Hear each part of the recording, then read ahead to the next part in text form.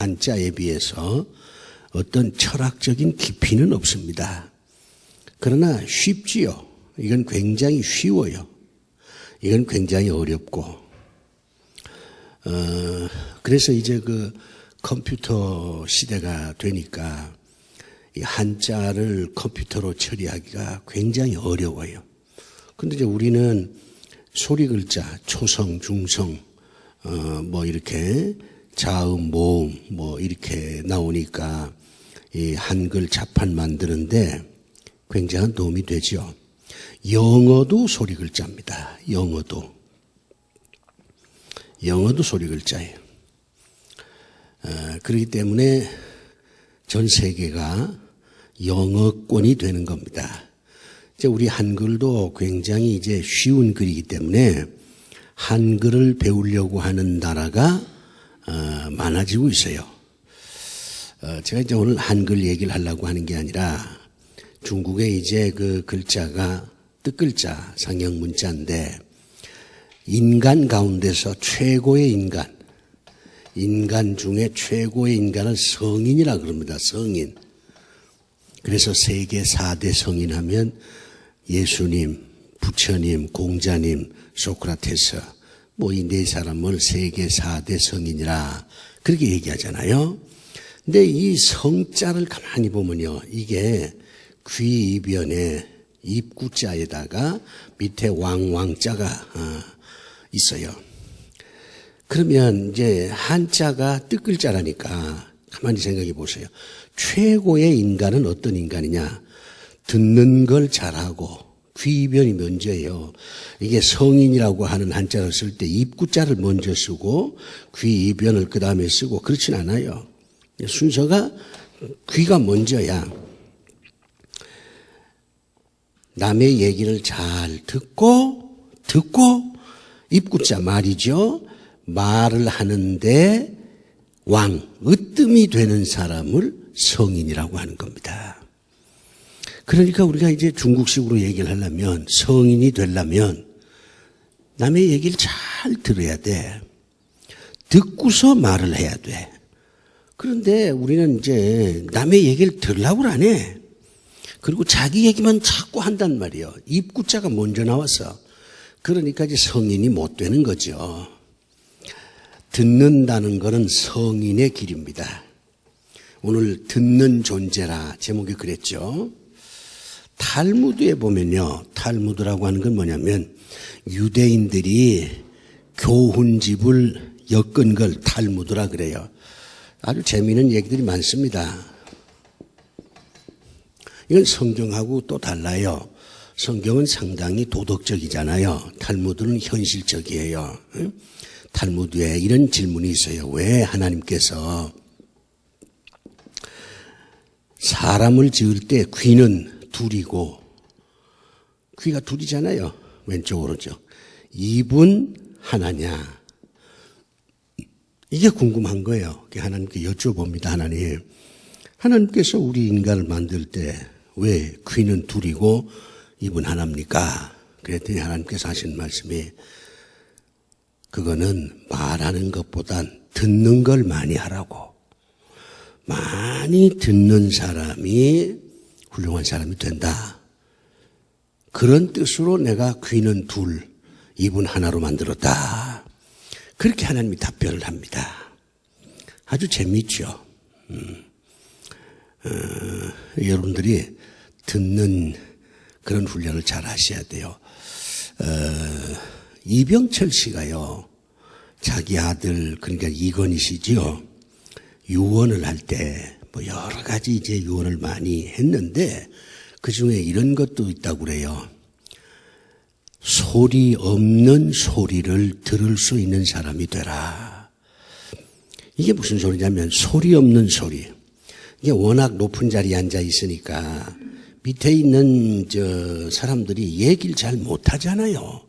얘기했다가 잘리기도 하고 얘기했다가 야단 맞기도 하고. 그러니까 이 밑에 있는 임원들이 이제 이 재벌 회장한테 이런저런 얘기를 하고 싶어도 이게 주눅이 들어서 못하는 거예요.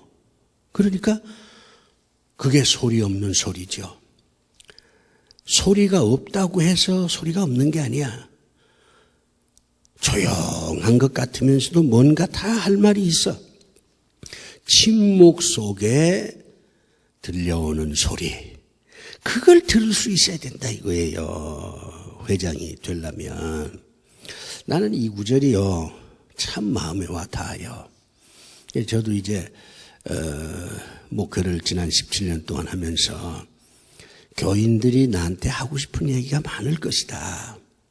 그런데 이런저런 일로 말을 못할 것이다. 그러면 그 소리 없는 소리를 내가 들을 수 있어야 되지 않느냐. 이런 생각을 많이 하는 거예요. 그래서 교인 입장에서 생각하는, 교인 입장에서 뭔가 판단하려고 하는 그런 훈련을 제 스스로 해왔습니다. 소리 없는 소리를 들을 수 있어야 돼요. 누가 내 귀에 와서 해주지 않는다고 나한테 불만이 없는 게 아니에요. 불만을 얘기해봐야 소용이 없을 거다. 그래서 나한테 얘기 안 하는 사람도 있고, 또 뭐 얘기했다가 목사님한테 야단 맞지 않겠나 그리 생각해서 얘기를 안 하는 사람도 있고, 또 나한테 이제 무슨 얘기하면 내가 또 화를 내서 누가 그따위 소리를 하고 앉았냐고 이렇게 하면 그것도 난처하잖아요. 그러니까 얘기를 안 하는 거지. 사실 많은 교인들이 나한테 할 말이 많을 것이다. 이런 생각을 하는 거예요. 그런 생각을 했기 때문에 큰 과오 없이 은퇴를 할 수가 있었던 겁니다. 자기 고집대로 그냥 남의 얘기는 듣지도 않고 이래가지고는 안 돼요. 우리가 다른 사람 얘기를 잘 들어야 됩니다. 소리 없는 아우성도 들어야 돼.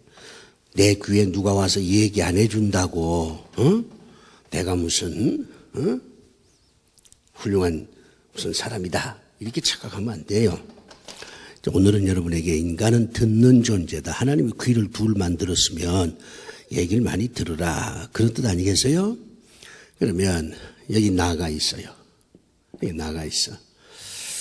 나는 이제 듣는 존재입니다. 듣다. 그럼 누군가가 나한테 말하는 사람이 있을 거 아니에요. 말하는. 누가 나한테 말을 하느냐. 친구도 말하고 자식들도 말하고 말하죠. 근데 이걸 크게 유형으로 만들어 보면 4가지 뿐이에요. 하나님께서 나한테 말한다고 말이요. 내가 듣는 거지. 2번째는 사탄이 나한테 말을 합니다. 사탄이 나한테 여러 가지 달콤한 얘기를 한단 말이요. 창세기를 보면 사탄이 아담한테 와가지고 야 선악과 먹어도 괜찮아. 절대로 죽는 법이 없어. 그렇게 얘기하잖아요. 그러니까 이제 그 아담 하와가 사탄의 얘기를 듣고 선악과를 따먹었다고 말이요. 그러니까 사탄이 나한테 얘기를 하는 거예요. 난 지금까지 살아오면서 사탄이 나한테 참 많은 얘기를 했다. 그걸 내가 느낍니다. 어떤 때는 사탄의 말을 내가 거절하기도 했고, 어떤 때는 사탄의 말을 그냥 따르기도 했고, 그게 내 인생이에요. 그 다음에 3번째는 사람입니다. 사람. 내 주변에 있는 사람, 가족, 친구, 선배, 후배, 교인들, 장로님들, 사람이잖아요. 사람이 나한테 목사님 이게 안 좋겠습니까? 이런 거. 그 다음에 4번째가 자연입니다. 자연. 성경에 보면 발람이라는 사람이 있어요. 발람이라는 사람이 이제 뇌물을 받고 엉뚱한 짓을 하려고 합니다. 그랬더니 당나귀가 발람한테 당신 말이야 뇌물 받고 그렇게 나쁜 짓 하면 돼? 이 당나귀가 말을 했다. 이제 그런 표현이 성경에 있어요. 사실 이 자연도 우리에게 말을 합니다.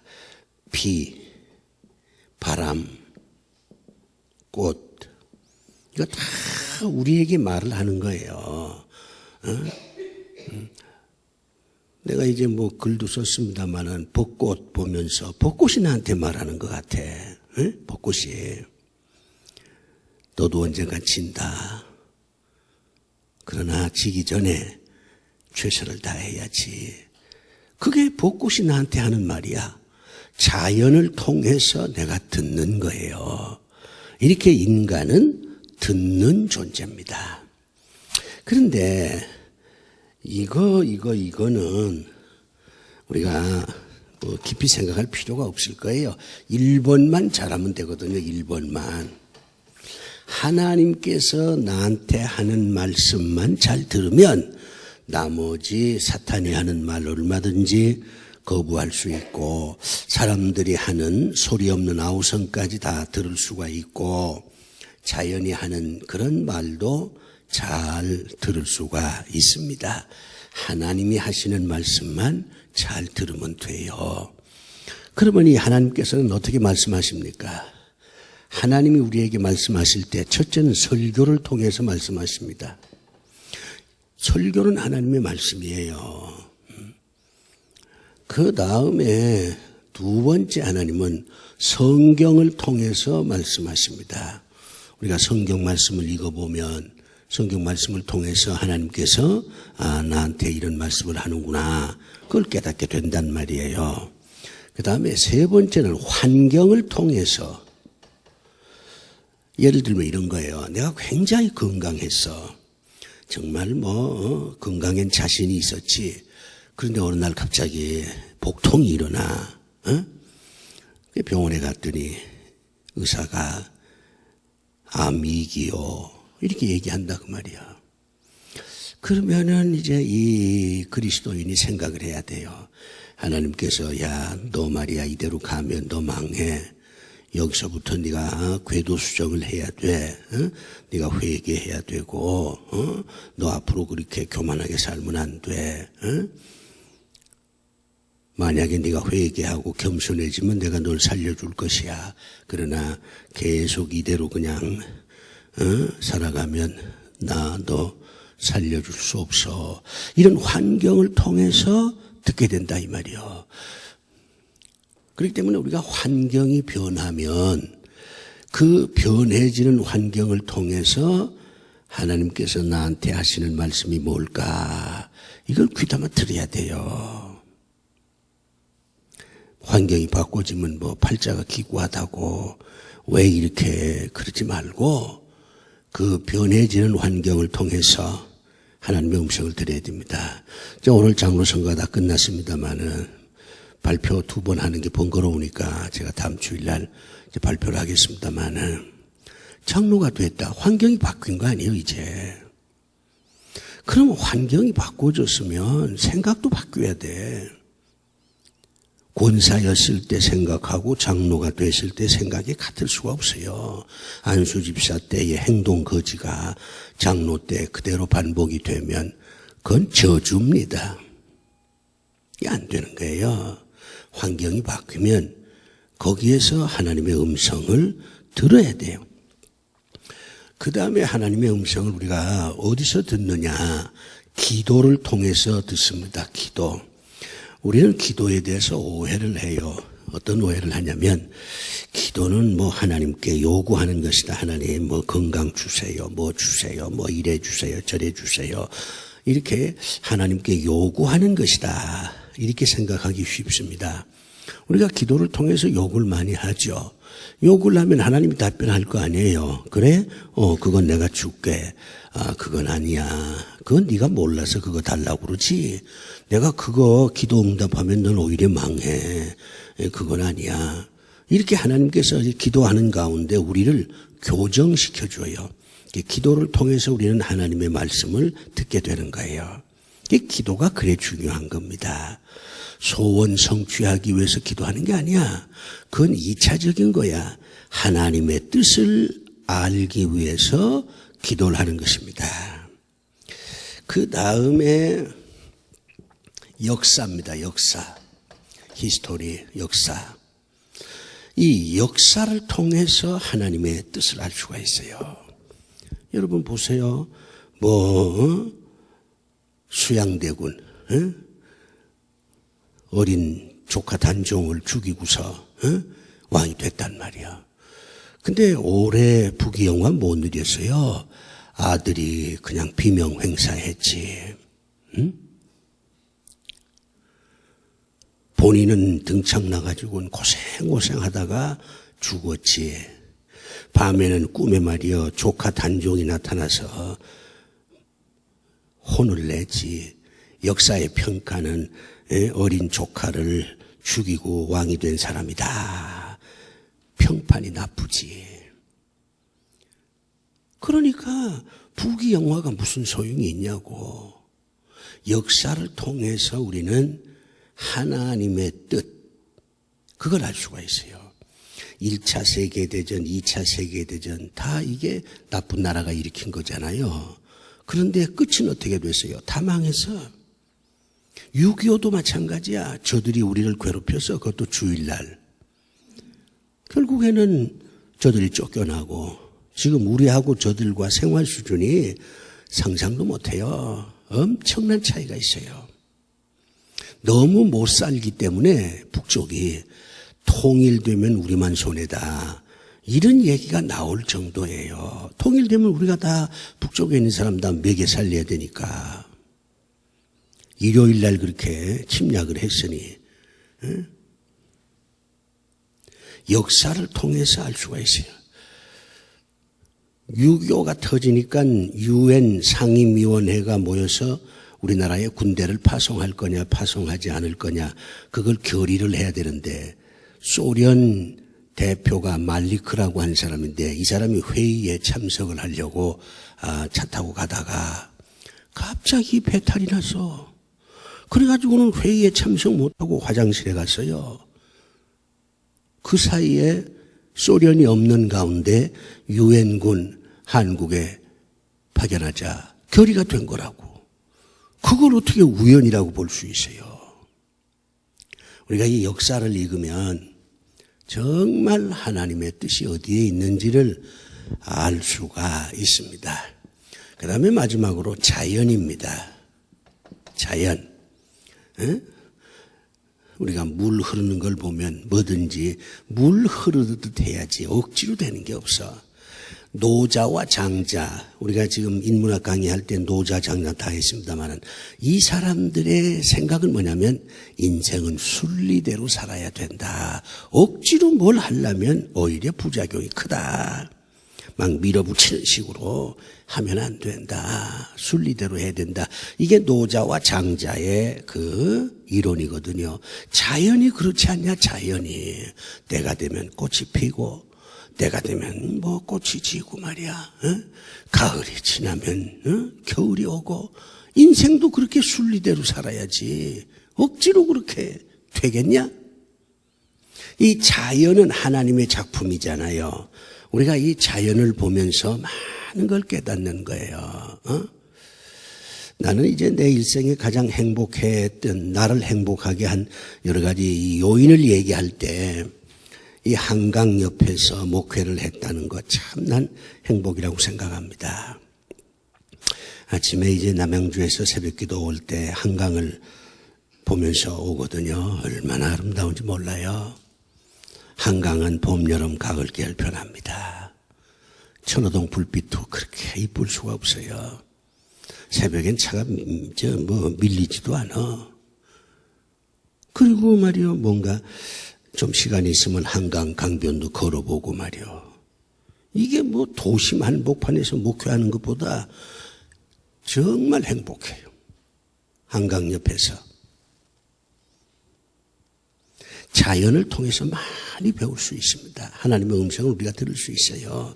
자, 이렇게 하나님의 음성은 설교와 성경, 환경, 기도, 역사, 자연 이런 걸 통해서 우리에게 말씀을 하시는 겁니다. 그러니까 우리가 하나님 말씀을 잘 들어야지. 부흥은 아니지만 한번 해볼까요? 하나님 말씀을 잘 듣는 분들이 되시기를 주의 이름으로 축원합니다. 아멘. 다 잘하네. 이렇게 하나님 말씀을 들어야 돼요. 하나님께서 우리한테 야, 내 말을 좀 잘 들어. 내 말을 왜 안 듣냐? 그러면 이제 우리가 하나님께 이런 질문을 할 수 있어요. 하나님, 아니 우리가 하나님 말씀을 듣는다고 뭐 달라지는 거 있습니까? 그러면 하나님께서 있지. 내가 말이야 내 말을 잘 들으면 내가 너한테 좋은 선물을 줄게. 그것도 한 가지가 아니야. 9가지 선물을 주마. 그렇게 말씀을 해요. 하나님의 말씀을 잘 듣는 자에게 주어지는 9가지 선물이에요. 이것 때문에 이런 선물을 받으면 굉장히 좋잖아요. 오늘 뭐 수건 하나 받아도 좋다고 그러는데, 응? 응? 9가지 선물을 받으면 얼마나 좋아요. 내가 이제 선물 받아보면 참 기분이 좋아요. 지난번 문경에 갔더니 10월 2일 날인가 세계 군인 체육대회가 있어요. 북한에서도 한 200명이 온대. 그랬더니 하는 사람들이 그 총 들고 오면 골치 아픈데 그런 농담도 했지만은 거기 이제 그 문경시장이 예수 믿는 사람이요. 이렇게 왔더라고. 와가지고는 목사님들한테 선물 하나씩 딱 주는 거야. 선물이 뭐 대단한 것도 아니에요. 휴지, 우리 전도할 때 쓴 그 휴지 하나에다가 손수건 하나를 주더라고. 근데 집에 와서 이렇게 펼쳐보니 정말 싸구려야.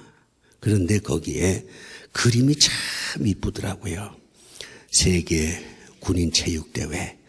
거기에 이제 딱 쓰여 있고 아주 정말 역동성 있는 그 군인들의 그 운동하는 모습이 그려져 있더라고.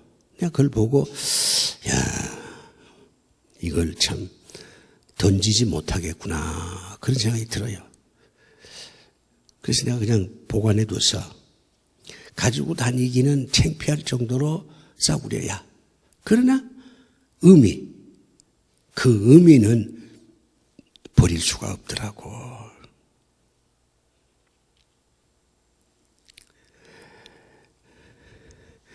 이런 그 유행가 가사가 있어요.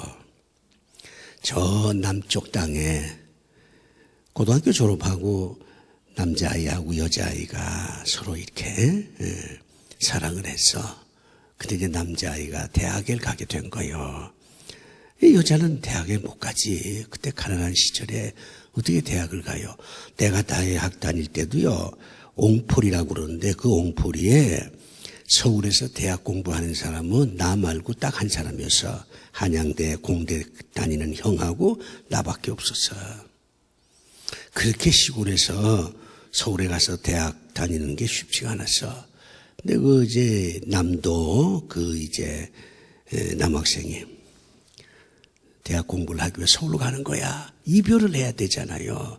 그 이별하는 내용을 시로 써서 가사로 만들어서 이제 노래를 부르는데 그 2절 맨 막 구절에 이런 게 있어요. 그 여자가 말이요.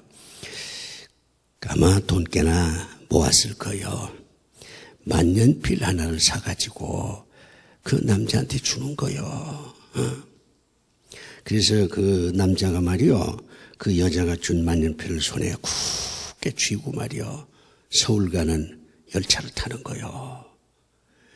그 여자가 만년필을 왜 줬겠어요? 공부 잘하라 이거지. 성공하라 이거지. 성공하면 나를 잊지 말아달라. 뭐 그런 것도 있을 거야. 여러분 상상해 보세요. 그 남학생이 자기가 좋아한 여자가 준 만년필을 손에 쥐고 서울로 갈 때 그냥 뭐 덤덤한 마음으로 갔겠어요? 비장한 마음을 가졌겠지. 내가 꼭 성공해야 되겠다. 그럴 거 아닙니까? 그리고 서울 와서 공부를 하다가 이렇게 저렇게 시들기도 하고 아프기도 하고 외롭기도 하고 유혹을 받기도 하고 그럴 때마다 그 만년필을 보면서 내가 이러면 안 되지. 내가 열심히 공부를 해야지.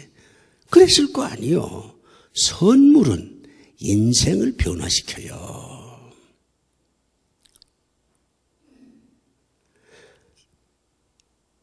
이름 없는 소녀의 그 만년필 하나가 그 남학생의 인생을 변화시켰는데 하물며 말이요.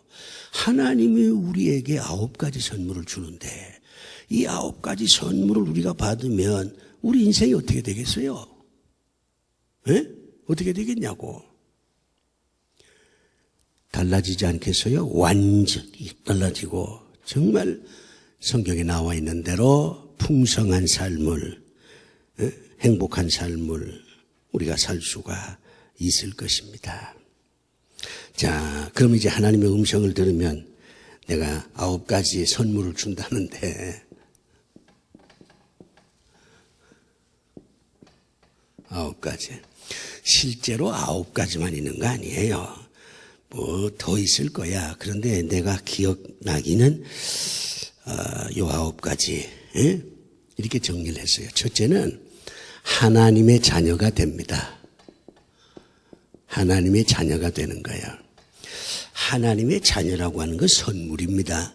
우리가 하나님, 내가 하나님 자녀예요. 아들이에요. 딸이요. 그렇게 해봐야 소용없어. 하나님이 인정을 해 주셔야 돼. 그래, 너는 내 아들이야. 너는 내 딸이야.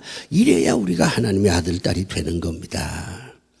근데 우리가 하나님의 말씀을 잘 들으면 하나님 기분이 좋잖아요. 그러니까 넌 내 아들이야. 내 딸이야. 그렇게 인쳐주신다. 그 얘기입니다. 그 다음에 이제 우리가 하나님 말씀을 잘 들으면요. 하나님께서 인애를 베풀어 주십니다. 인애. 인애가 뭐냐면 하나님께서 우리를 사랑해 준다 그 말이에요. 이건 내가 경험해 봐도 알아요. 나도 참 어리석은 자랑 같지만은 이제 많은 사람들하고 만나서 일을 하잖아요. 주로 이제 후배들이죠.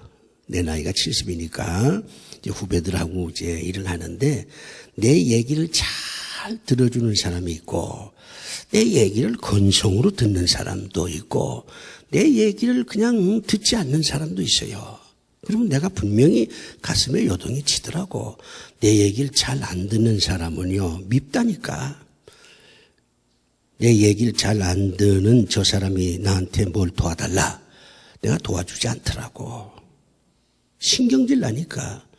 아니 말이야 내 얘기할 때는 들어주지도 않다가 지가 아쉬우니까 와가지고 형님 뭐 이거 어떻게. 내가 잘라요. 네가 나한테 와서 그런 부탁을 할 자격이 있냐? 너는 내가 얘기할 때 말이야 내 얘기 듣지도 않고 말이야. 그랬잖아. 그런데 내 얘기를 잘 들어주는 사람이 있어요. 얼마나 고마운지 몰라. 얼마나 사랑스러운지 몰라. 그러니까 내 얘기를 잘 들어주는 사람이 어떤 실수를 하면 나도 모르게 변호사 노릇을 하더라고. 응? 막 욕을 하면 내가 그러지 말어. 그 친구 말이야. 그런 사정이 있어서 그런 거지.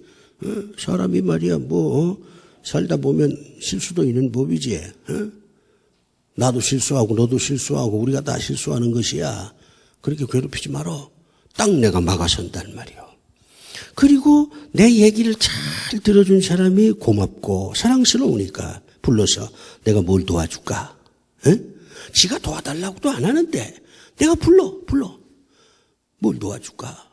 그러면 선배님 뭐 괜찮습니다. 그러지 말고 얘기해봐. 내 힘 닿는 데까지 도와줄게. 그러면 그래? 알았어. 내가 도와줄게. 그렇게 해서 그 문제를 해결해 주는 거예요. 이건 내가 경험해 봐서 알아. 하나님도 똑같아요. 하나님의 말씀을 잘 들으면 하나님이 얼마나 좋아하시겠어요. 그래가지고 실수하면 하나님께서 야 기운내 사람이 다 실수하는 거지 너만 실수하는 거야? 다시 이렇게 세워주고 회개하면 알았어 내가 용서해 줄게 그러는 거잖아요. 사랑을 선물로 받는다 그 말이에요. 그러니까 여러분이 누구 말을 잘 들으세요. 그러면 그 사람의 사랑을 얻을 수가 있습니다. 그 다음에 이제 세 번째 선물은 뭐냐 하면 말라기에 보면 기념책이라는 게 있습니다. 기념책. 하나님이 책을 하나 갖고 계셔. 그 하나님이 가지고 있는 책은 칭찬할 사람, 복 줄 사람, 이런 사람의 이름을 써놓은 기념책이 있고, 야단칠 사람, 심판할 사람, 이런 사람의 그 이름을 쓴 책이 있고, 그렇다는 겁니다. 기념책에 기록이 된다, 그 말이야. 기록이 된다. 이 얼마나 좋아요. 이거는 하나님 마음속에 오래오래 기억이 남게 된다는 거예요. 내가 지난 70년 동안 인생을 살아오면서 수많은 사람을 만났는데 기억이 남는 사람이 있어요. 근데 기억에 남지 않는 사람도 있어. 그러면 기억에 남는 사람이 어떤 사람이냐? 그러면 내 말을 잘 들어준 사람이 기억에 남더라고. 고마우니까. 내가 도와달라 그러면 도와주고, 이 일을 좀 하라 그러면 그 일 잘하고, 그 사람 이름 석자가 내 머릿속에 기억에 남는다니까. 뭐 여러분 알다시피 저는 좀 특별한 사람입니다. 문학 공부를 한 사람이기 때문에, 그리고 고등학교 시절에 그렇게 험난한 젊은 날을 보냈고, 스스로 목숨을 끊으려고도 생각을 했고, 인문학에 대한 방법이 그밖에 없으니까 책도 많이 읽고, 내가 인생을 살 수 있을까 못 살까 이 고민도 해봤고, 내 자신의 삶에 대해서 치열하게 살아온 사람이에요. 그러니까 그냥 평범하게 이렇게 내 인생을 끝내고 싶은 생각이 없어요. 물론 그것도 하나님이 도와주셔야 되겠지만, 프랑스 영화에 이런 게 있어요. 어떤 여자가 말이요. 어떤 여자가 대학 다닐 때 인기가 있는 거요. 많은 남자들이 이 여자를 따라다니면서 칭찬도 하고 그리 했어요. 그러다가 이 여자가 어떤 남자하고 결혼을 했어. 결혼해서 살다가 남편이 죽었어. 나이가 이제 한 60쯤 됐지. 지나온 인생을 돌아보면서 문득 무슨 생각을 하게 됐냐면, 그때 대학 다닐 때 날 사랑했던 남자들이 나를 기억하고 있을까? 그게 생각이 난 거요. 그래가지고는 그걸 확인을 한번 해봐야 되겠다. 이렇게 생각을 해서 이제 좀 여유 있는 집안의 그 여자니까 대학 다닐 때 자기를 좋아했던 남자들을 일일이 찾아서 다 만나봅니다. 그런데 아무도 기억하는 사람이 없어요. 세월이 가면 다 잊혀지는 거겠지. 여자 생각엔 그렇게 날 좋아했던 남자들이니까 만나면 이럴 줄 알았는데 당신 누구요? 하고 앉아 있어요. 그런데 말이요, 이 여자가 그런 식의 발상이 아니라 이런 식의 생각을 할 수 있잖아요. 내가 지금까지 살아오면서 나를 사랑해주고 그런 게 아니라 내 말을 잘 들어주고 나를 도와주고 이런 사람을 생각을 하고, 그 사람들이 얼마나 나를 기억하고 있느냐, 그런 쪽으로 방향을 돌리는 게 아니라, 내가 이제 인생이 끝인데 그동안 나를 위해서 애쓰고 수고한 그분들을 찾아다녀서 밥 한 끼라도 대접하면서 그동안 고마웠습니다. 당신이 있음으로 내가 행복했고 함께 일할 때에 참 나는 행복했습니다. 정말 고맙습니다. 그렇게 밥 한 끼 대접하고 인사하면서 자신의 인생을 정리했다면 얼마나 좋았겠냐고 말이요. 근데 이게 발상이 잘못된 거야. 남자들이 아직도 날 사랑하는가? 날 기억하는가? 이게 이기적이죠. 그러니까 아무도 기억이 안 해. 그러니까 이 여자가 실망만 하고 돌아오는 거예요. 그런 영화가 있어요. 나도 이제 그런 영화를 보면서, 나는 말이지 인생 마무리를 할 때 나를 도와준 사람들 한 사람 한 사람 좀 만나서 밥 한 끼라도 같이 먹으면서 그동안 참 고마웠습니다. 이런 얘기를 하고 내 인생을 마무리해야 되지 않겠냐, 그런 생각이 든다니까. 그렇게 사는 게 인생이 아니겠냐. 그런 생각이 들어지는 거예요. 내 마음에 기록된 사람들. 우리가 하나님의 말씀을 잘 들으면 하나님의 가슴에 우리 이름이 남는다 그 말이요. 이거 얼마나 좋은 일이에요. 그 다음에요. 네 번째는 후손이 복을 받는 거예요. 후손이. 내가 하나님 말씀을 잘 들으면 하나님께서 나에게만 복 주는 게 아니라 내 후손들에게도 복을 준다는 겁니다. 한국 사람들 특별히 그 자손들 잘 되기를 참 눈물겹도록 그렇게 소망하는데 자식들이 잘 되는 길은 하나님 말씀을 내가 잘 듣는 것이야. 더 설명할 필요가 없지요. 여러분이 정말 자녀들을 생각한다면 하나님 말씀을 잘 들으세요. 그 다음에 평강을 얻습니다. 마음이 편안해져요. 왜냐하면 하나님 말씀 가운데 우리를 위로하고 격려하는 말이 많잖아요. 두려워하지 말라, 놀라지 말라, 너는 내 것이라. 내가 너를 지켜주리라. 내가 너와 동행하리라. 이런 말씀이 성경에 많잖아요. 이런 하나님의 말씀을 들으면 두근두근 하는 마음도 편안해지는 거예요. 정말 인생은 미래가 예측되어 있지 않습니다. 내일 일을 몰라요. 그래서 우리가 불안하고 초조하죠. 그럴 때마다 하나님께서 걱정하지 마라. 내가 너를 지켜줄게. 내가 너를 보호해줄게. 이렇게 말씀하면 그 말씀을 듣고 우리가 마음이 편안해지지 않겠어요? 그건 내가 체험을 해요. 나도 내 앞길이 어떻게 될는지 몰라. 죽을 날은 다가오는데 내가 어떻게 죽을 것인가 가끔 생각을 해봐요. 응? 그러면 참 이거 뭐 아사도 못하겠지, 익사도 못하겠지, 에? 병사도 좀 골치 아프지, 자연사 오래 사는 건 치매 때문에 골치 아프지, 죽기는 죽어야 될 텐데 죽을 길이 없어요. 제일 좋은 게 순교인데 누가 날 죽여주는 사람이 있어야지. 제일 좋은 건 설교하다가 그냥 쓰러지면 제일 좋겠는데 나야 좋을지 모르지만 교인들이 얼마나 또 놀랄 거요. 예배 방해지. 아득합니다. 두려워요. 불안하지요. 그럴 때 하나님께서 우리를 위로해 준다 그 말입니다. 평강. 그 다음에 이제 예수님께서 말씀한 영생.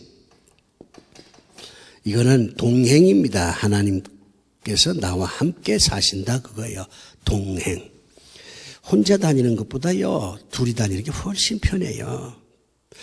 내가 이제 그 젊은 날은 운전하는 재미가 있어서 혼자 운전 많이 했거든요. 근데 이제 몸이 좀 컨디션이 안 좋으니까 장거리 가려니까 좀 부담이 되더라고. 근데 우리 이제 서현천 사무국장이 이사장님 제가 모시겠습니다 해서 그 차 타고 문경 왔다 갔다 했는데 얼마나 편한지 몰라.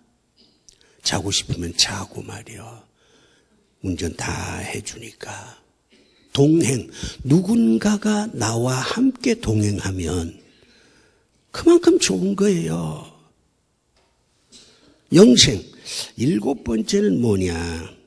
하나님 말씀을 들으면 겸손해집니다. 듣는다는 자체가 겸손하다는 얘기예요. 말이 많다는 건 교만하다는 얘기야. 근데 남의 얘기를 잘 들으면 그 사람은 겸손한 사람이라. 그렇게 인정을 받는 거예요. 난 회의를 할 때 절대로 먼저 얘기 안 합니다.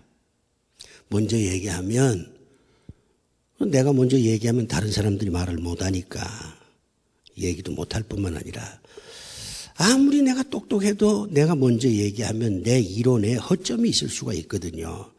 그러니까 그저 가만히 있으면 이제 자기들끼리 얘기를 주고받고 해요. 다 들어보면 이 안은 이게 좋은데 이게 허점이구나. 이 안은 이런 게 좋은데 이게 문제가 되겠구나. 양쪽이 장점과 단점이 다 나와요. 그럼 마지막에 정리를 제가 하는 거예요. 양쪽 의견이 다 좋다. 그러니까 이쪽 장점 이쪽 장점 다 같이 묶어서 이렇게 하는 게 좋지 않겠냐? 좋다 이렇게 단정하지 않습니다. 단정해버리면 다른 사람이 또 할 말을 못 하잖아요. 내 생각엔 이런 게 좋지 않겠니? 뭐 이렇게 얘기를 하는 거예요. 그러면 훨씬 회의가 부드러워요. 제 생각엔 이게 좋을 것 같습니다. 이렇게 얘기를 해야 겸손이지. 이렇게 해야 된다고. 독선이에요. 하나님의 말씀을 듣는다는 자체, 인간의 얘기를 듣는다는 자체가 그 사람이 겸손해지고 있다는 걸 의미하는 것입니다. 그 다음에 회개하게 되죠. 회개하게 됩니다. 하나님께서 야, 너 이거 잘못하고 있어. 예, 알았습니다. 제가 잘못했네요. 용서해 주십시오. 이렇게 된단 말이에요. 회개하게 되고 회개가 얼마나 큰 축복인데요. 희망의 시작이라 그러잖아요. 희망은 여러분이 백화점에서 사올 수 있는 게 아니에요. 무슨 아버지가 애따 선물로 주마 그럴 수 있는 게 아닙니다. 희망은 하나님께로부터 오는데 하나님은 회개하는 자에게만 희망을 줍니다. 주님이 그러잖아요. 내가 의인을 부르러 온 줄 아냐? 아니야. 죄인을 부르러 왔어. 그렇게 말하잖아요. 그 다음에 마지막이 믿음이 자라요. 이게 참 중요합니다. 믿음이 자라. 로마서 10장 14절에 보면 사도 바울이 로마 교회 교인들한테 그렇게 말해요. 너희들 믿음 키우고 싶지? 그거 뭐 예배 드린다고 믿음이 커지는 거 아니요. 성전 들락날락 한다고 믿음 커지는 거 아니야. 오래 믿는다고 믿음 커지는 거 아니야. 그럼 어떻게 하면 믿음이 커집니까? 하나님의 말씀을 들을 때 믿음이 자라는 것이야. 그렇게 바울이 대답을 해요. 이 얼마나 큰 축복이에요. 이렇게 우리가 하나님의 말씀을 경청을 하면, 들으면 이와 같은 복을 우리가 하나님께로부터 받을 수가 있는 겁니다. 참 좋은 거지요. 저는 여러분들이 행복하게 살길 정말 간절히 바라요. 여러분이 행복해야 제가 혹시 길에서 만나면 아이고 얼굴이 더 좋아졌네. 그렇게 얘기도 하고 요즘 어떻게 지내? 그러면 목사님 잘 지내요. 그래? 아이고 하나님의 은혜로구나. 이렇게 얘기할 거 아니에요. 길에서 만났는데 이게 뭐 울상이고 그러면 내가 잘못 가르쳐서 저러나. 그건 나한테도 아픔이 오잖아요. 여러분의 행복의 3분의 1은 내가 해준 거예요. 여러분의 불행의 3분의 1도 내가 책임져야 되는 거예요. 왜? 나는 목자니까. 그러니까 여러분이 행복하면 내가 얼마나 행복하겠어요. 여러분이 불행하면 이게 다 내 탓이구나. 내가 잘못 가르쳐서 저리 된 거구나. 그렇게 생각할 거 아니에요. 그러니까 여러분 하나님 말씀을 잘 들어야 됩니다. 그런데 하나님이 우리에게 하시는 말씀, 하나님이 우리에게 하는 말씀이 굉장히 많잖아요. 성경에 얼마나 많아. 근데 딱 요약하면 3가지입니다. 첫째는 내 뜻은 이렇다. 하나님의 뜻을 얘기하는 거예요. 하나님께서 내 뜻은 이래. 그 다음에 2번째는 명령입니다. 넌 이렇게 해야 돼. 3번째는 책망입니다. 너 지금 잘못 가고 있어. 그대로 가면 나 못 참아. 책망이요. 성경에 나와 있는 모든 하나님이 하시는 우리에게 하시는 말씀은 하나님의 뜻은 이렇다. 그리고 하나님께서 우리에게 하는 명령, 그리고 하나님께서 우리가 잘못했을 때 우리를 책망하는 것, 그런 것들이 하나님의 말씀입니다. 그러니까 우리는 하나님의 말씀을 들으면서 책망을 듣든가 하나님의 명령을 듣든가 하나님의 뜻을 듣는 겁니다. 이렇게 여러분이 생각하면 성경에 대한 이해가 굉장히 좋아지죠. 마지막으로 이렇게 하나님의 말씀을 듣는 것이 정말로 좋은 것인데 왜 인간은 말씀을 못 듣느냐? 인간이 왜 말씀을 못 들을까요? 귀가 그저 먹먹해서 하나님 말씀을 못 듣는 겁니까? 물론 설교 같은 거는 귀가 안 좋으면 못 듣지요. 그러나 막 성경을 읽으면서 하나님 말씀을 들을 수도 있고, 자연 환경, 뭐 이런 걸 통해서 하나님 말씀을 얼마든지 우리가 들을 수 있는데, 왜 못 듣느냐, 왜 안 되느냐, 이 말이야, 왜. 우리나라가 왜 이렇게 시끄러우냐, 어? 왜라는 질문을 우리가 한번 던져볼 필요가 있어요. 첫째는 훈련이 부족해서 그래요. 훈련 부족.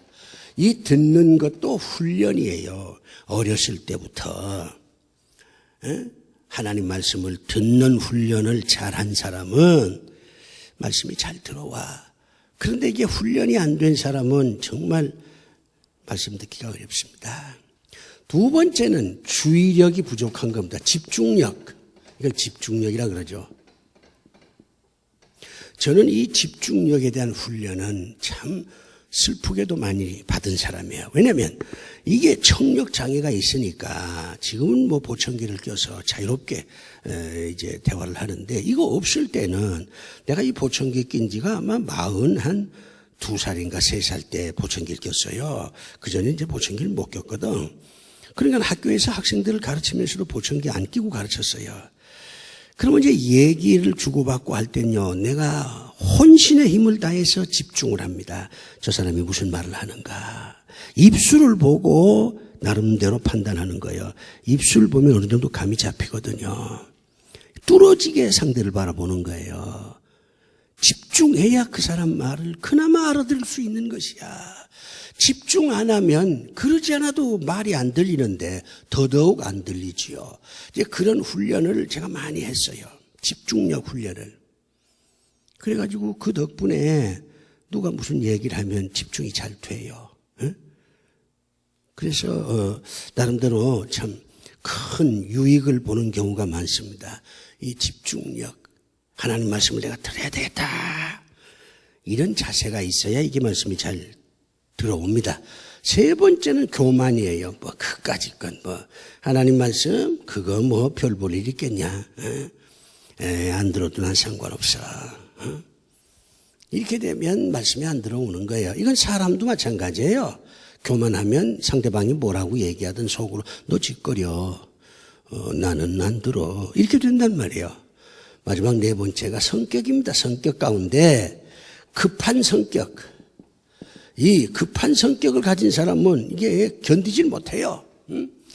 빨리 그냥 끝났으면 좋고 빨리 어떻게 이 상황이 바뀌어져야 되는데 이게 말이죠. 지루하게 말이요. 뭐 20분, 30분, 40분 이렇게 이제 이어져 가니까 이게 성질상 못 견디는 거죠. 믿음이 있다 없다 하는 건 둘째치고 물론 뭐 믿음이 없으니까 이런 일들이 벌어질 겁니다만은 우리가 이제 합리적으로 상식적으로 생각할 때 왜 하나님의 말씀이나 사람의 얘기를 우리가 잘 듣질 못하느냐, 이런 것들 때문에 잘 듣지를 못한다, 이렇게 이제 결론을 내릴 수가 있는 것입니다.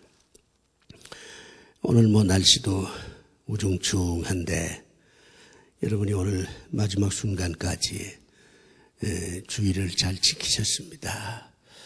이제부터는 여러분 자유예요. 주의를 잘 지킨 여러분들 하나님께서 축복하실 줄로 믿습니다. 잘 하나님의 말씀을 듣는 지혜로운 분들이 되시기를 바랍니다. 기도합시다. 아버지 하나님,